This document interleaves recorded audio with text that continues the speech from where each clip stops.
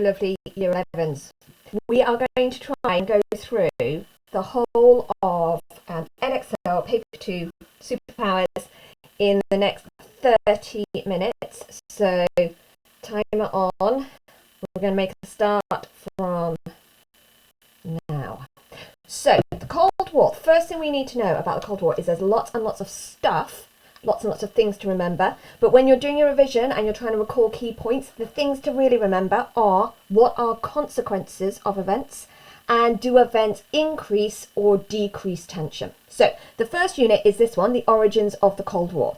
And we start, I always think of it as a triangle, that between 1941 to 1945, you have what is known as the Grand Alliance. Okay, and the Grand Alliance is made up of the three countries, all start with U, so the US, the UK, and the USSR.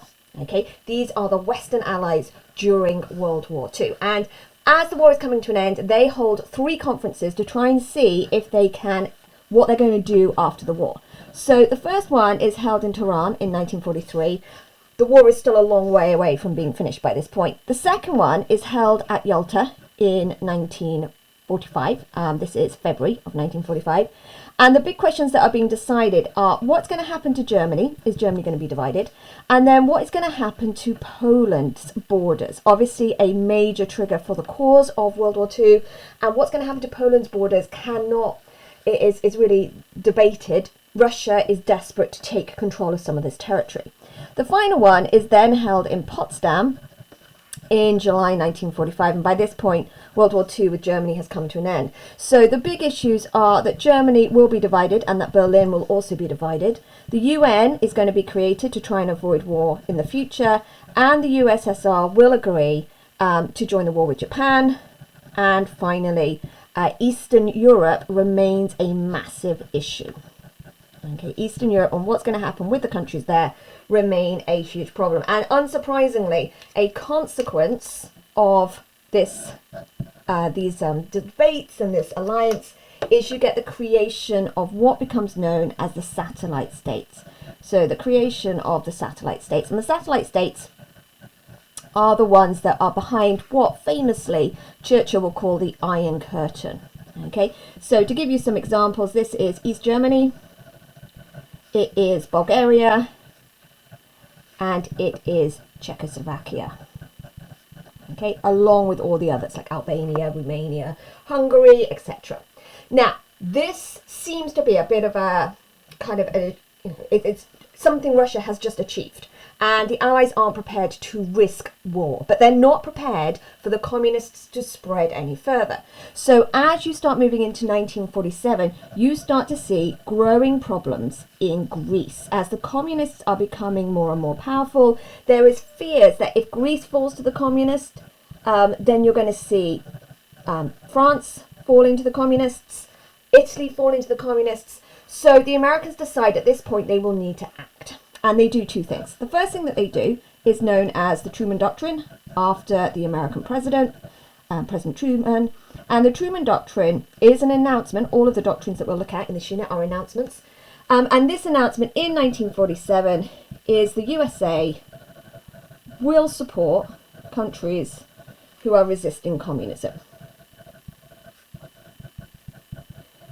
So that is financial support. Okay. The second thing, a consequence, okay, of the Truman Doctrine is the Marshall Plan. And this is all to do with financial support. Okay, so the Marshall Plan. And under the Marshall Plan, the US will give Western Europe $17 billion in supplies and equipment and loans and all kinds of other things. A consequence of this is that the USSR is also forced to offer something similar. So the USSR will establish Comiform and Comecon, but there's nowhere near as much money involved in these 2 things. So this is the setup until the very sort of late 1940s. Then you start to see the early Cold War problems.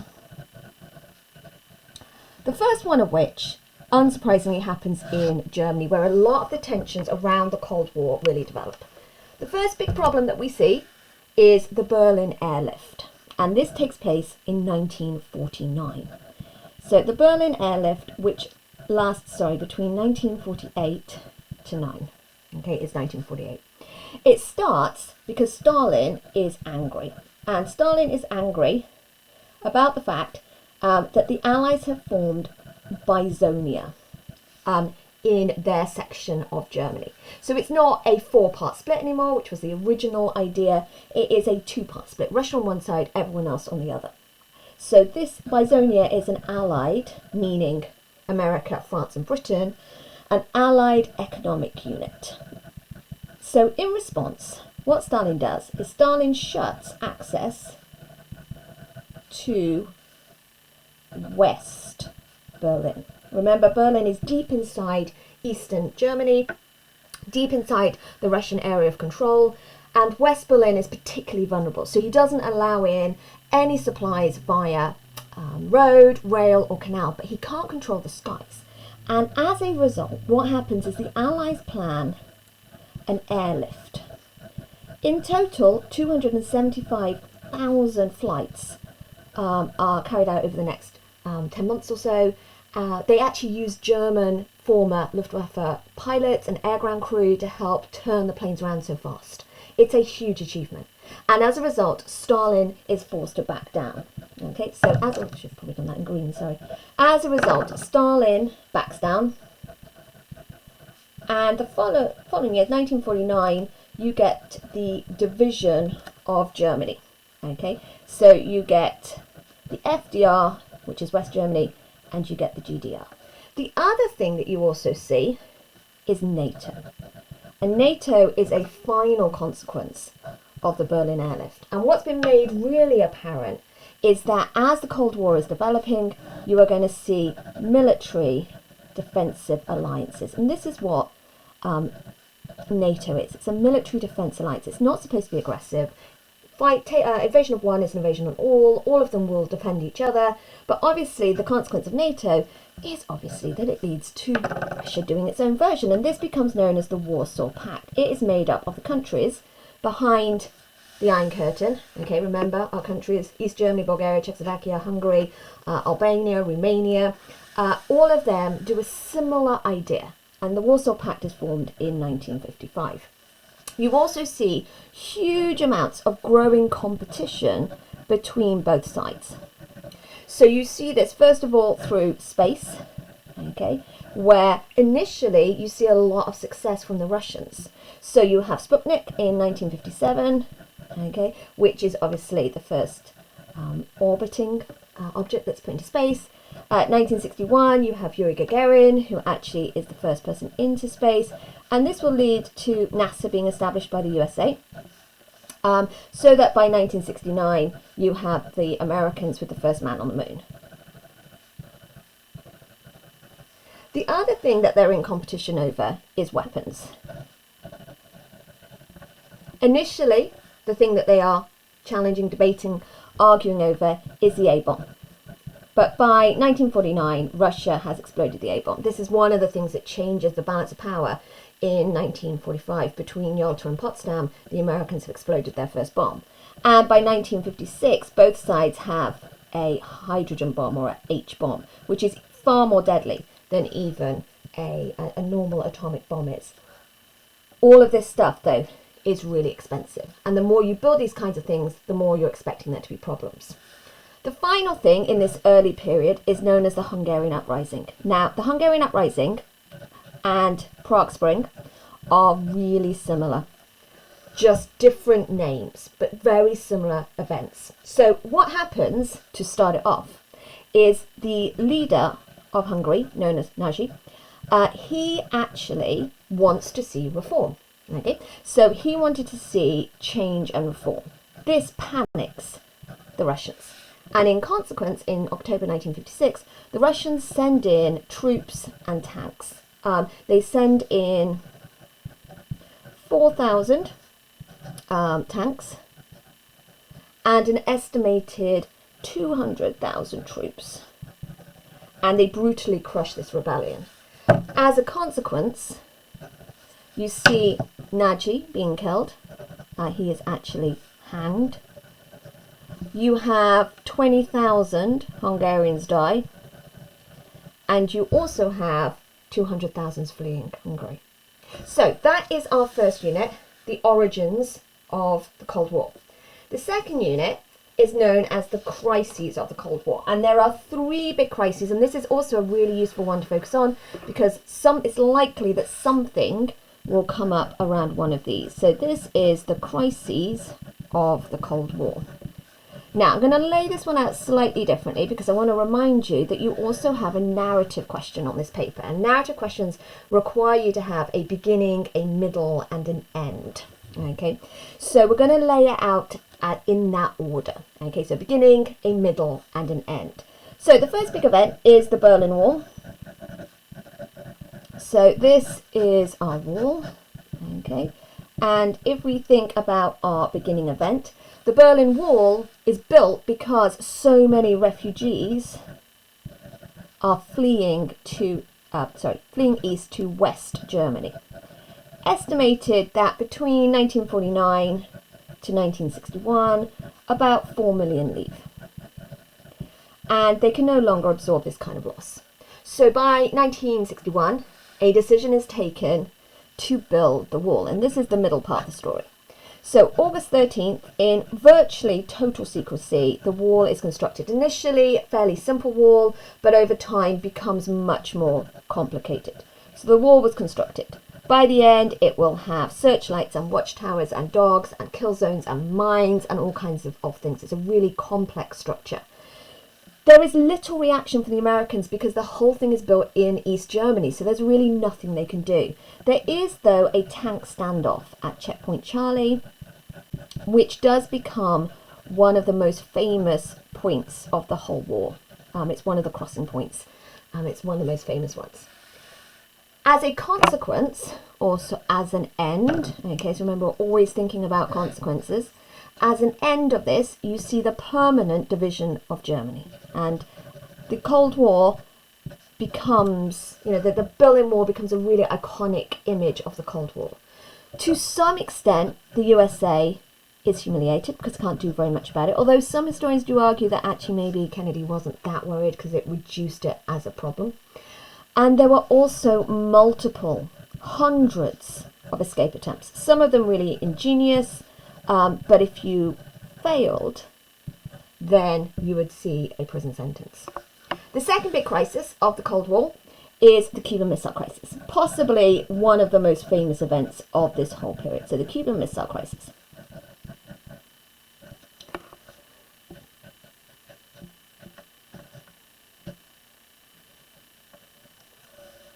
Now, the beginning event behind the Cuban Missile Crisis is Castro.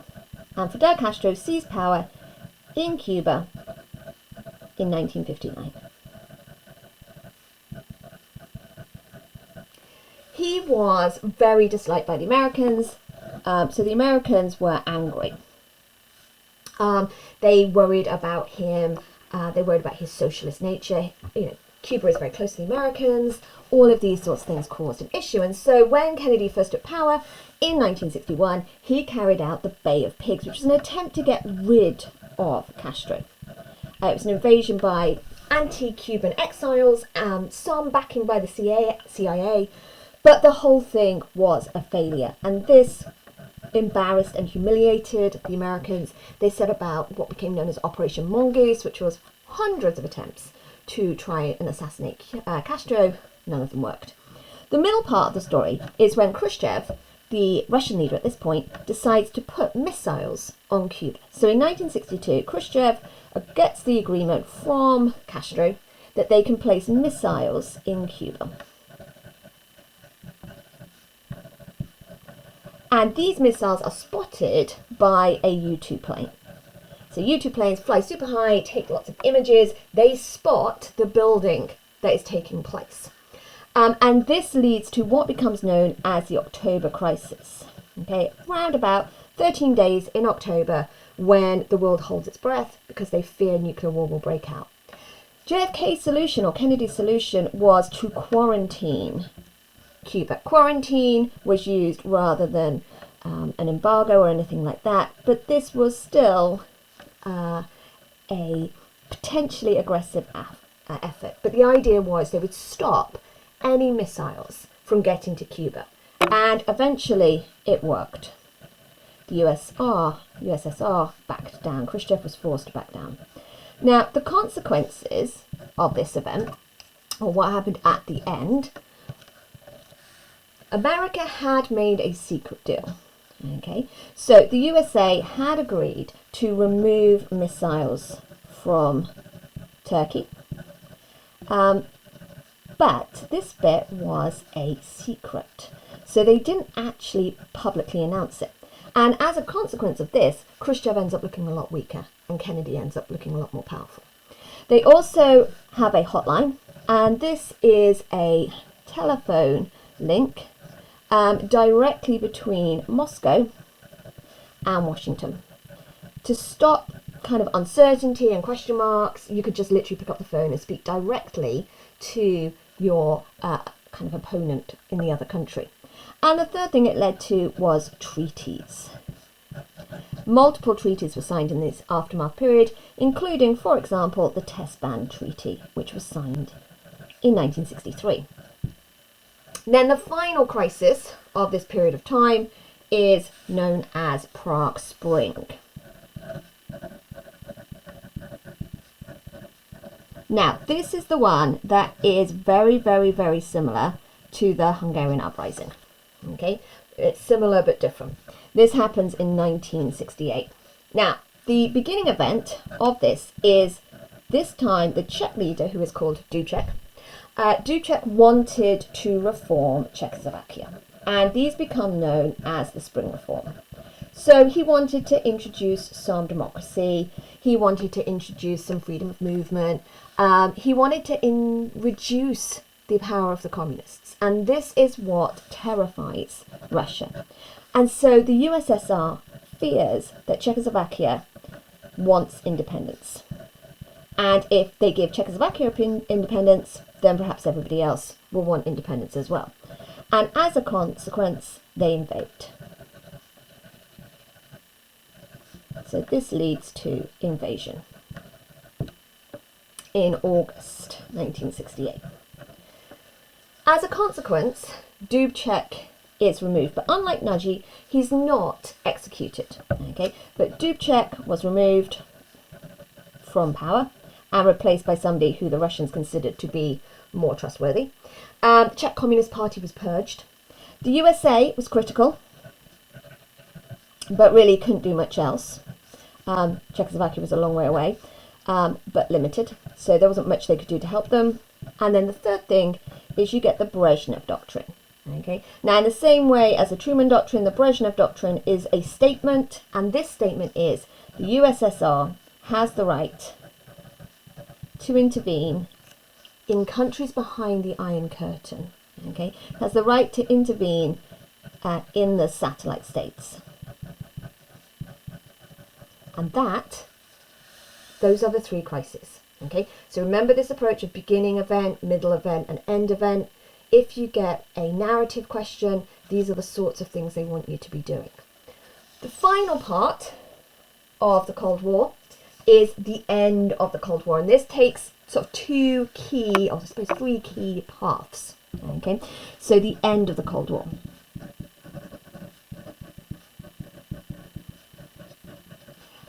And this is from 1968-ish onwards. And initially, what we see is a huge amount of tension being decreased. Okay, and this is where you get détente. Okay, remember détente meaning easing of tensions. Détente did decrease tension, and decrease tension quite significantly. There are three key events to know about this period of détente, and two of them are to do with weapons. One of them is to do with kind of more social policies. So the first one is known as SALT I, and it is agreed in 1972. And what it does is it agrees to limit the development of certain missiles. So ABMs are going to be frozen, and then ICBMs, intercontinental ballistic missiles, will become much more limited. The second thing that is agreed is decided at Helsinki in 1975. And by this point, the Russians are really clear that they are sort of struggling. They need to, economically, they're struggling with the Americans, and so they need to try and make some deals. So the things that they agree are about borders in Europe, particularly Germany's borders, and particularly West Germany's borders. Russia agrees to abide by them. They also agree over some concepts of human rights, so freedom of speech, freedom of movement, freedom from arrest without trial. And then they also agree on cooperation. And this is particularly, they are interested in cooperation around science and technology, things like computer technology, which America is leading the way in. Russia knows it's not going to get any support or help if they don't sort of work with the Americans. Then the third thing that happens is the SALT II Treaty. And this is decided in 1979. And this bans ICBM launchers. So ICBM launchers were banned. And their nuclear delivery systems were limited.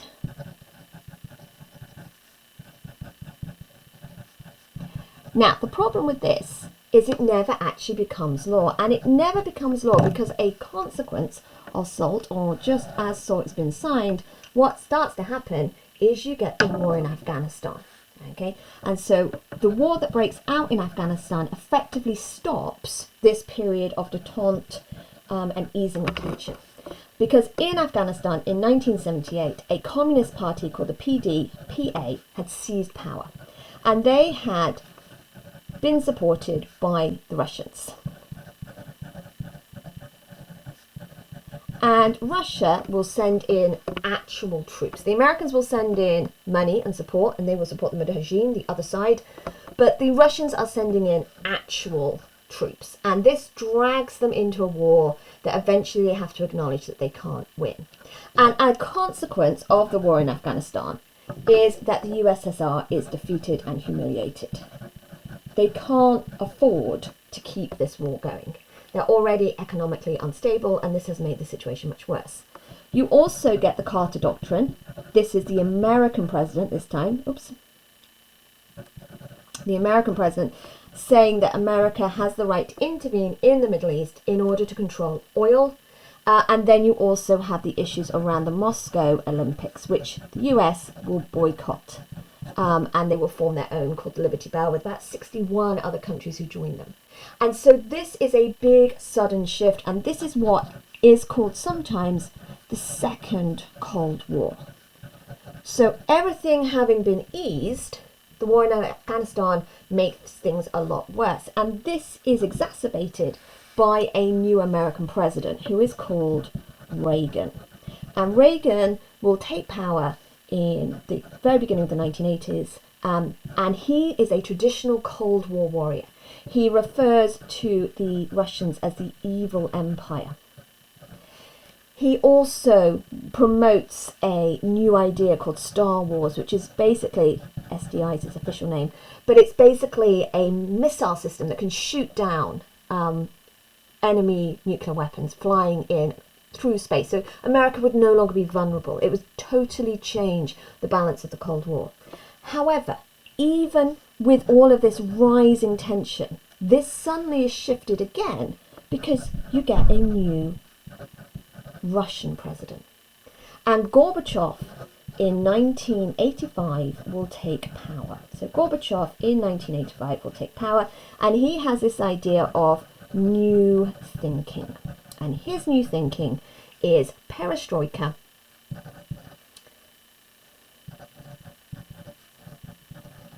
and glasnost. Restructuring and opening. And what he wants, with these great new ideas, or this new idea that he's putting out, is he wants to reform communism. This is always his plan. The problem for him is there are quite extreme consequences of new thinking, and he can't always control those. So the first positive consequence is you get the INF Treaty. After multiple summits being held and a warm relationship developing between both Gorbachev and Reagan, who increasingly trust each other, and Gorbachev also agreeing that Reagan can continue with his Star Wars program, you get the signing of the INF Treaty in 1987. And this is different to the previous treaties because it is actually leads to the destruction of nuclear weapons. Not just limiting them, but actually destroying some of the weapons that they have. And it's really successful. By 1991, 2,692 weapons have been destroyed. And this required a lot of trust. The second consequence is much more significant. So a second consequence of the reform of communism is what becomes known as the Sinatra Doctrine. And the idea behind the Sinatra Doctrine, which is something that Gorbachev gives this time, it is an idea that Russia will no longer intervene in countries behind the satellite states. You know, if they can't control their populations, Russia is not going to do anything about it. So this directly affects what goes on in Berlin. Protests start in October 1989 in Leipzig.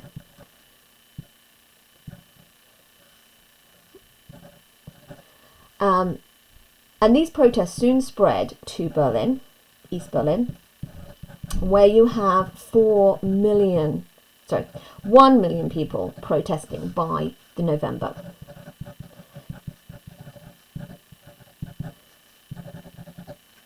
And this eventually causes the Russian government, combination, the Sinatra Doctrine and the numbers of people protesting, eventually caused them to open the border. And this meant that the wall was now no more. The wall, the iconic image of the Cold War, was gone. By October 1990, Germany was reunited.